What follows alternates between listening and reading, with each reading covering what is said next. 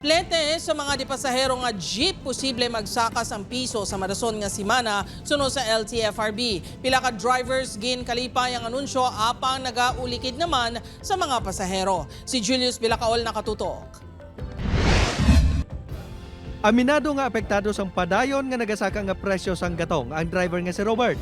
Gani sa nabatian sini nga posible magsaka sang piso ang plete sa mga dipasahero nga jeep, tradisyonal kag modernized. Iya ini ginabi-abi. Ang mas pabor sa amon nga makabalansi man sa presyo sang diesel. Kay tapos makabalance man siya sa prime commodities nga ginabakal namon adlaw-adlaw. Kahapon, ginpahayag ni LTFRB Chairman Teofilo Guades III nga posible ila pahanugutan ang petisyon nga fare increase sa mga PUJ. Bot silingon, kung ang minimum nga plete sa traditional PUJ subong ang yara sa 13 pesos, ini ang mangin 14. Nagikan sa 15 pesos, mangin 16 naman ang sa modernized.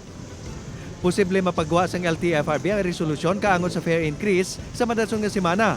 Apang ginklaro ni Guades nga ang provisional increase ang mangin base sa pila ka kondisyon.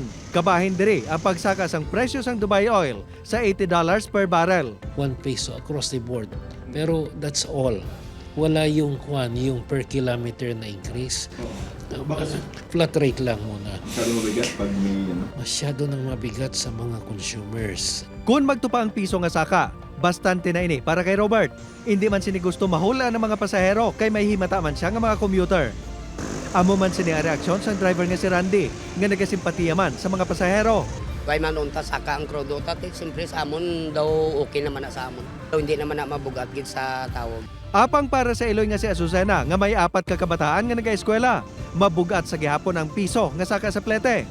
Gani panawagan sini sa gobyerno. Sa gasolina, hindi man magsaka kay kung magsaka ang gasolina, syempre ang pasahe masaka man.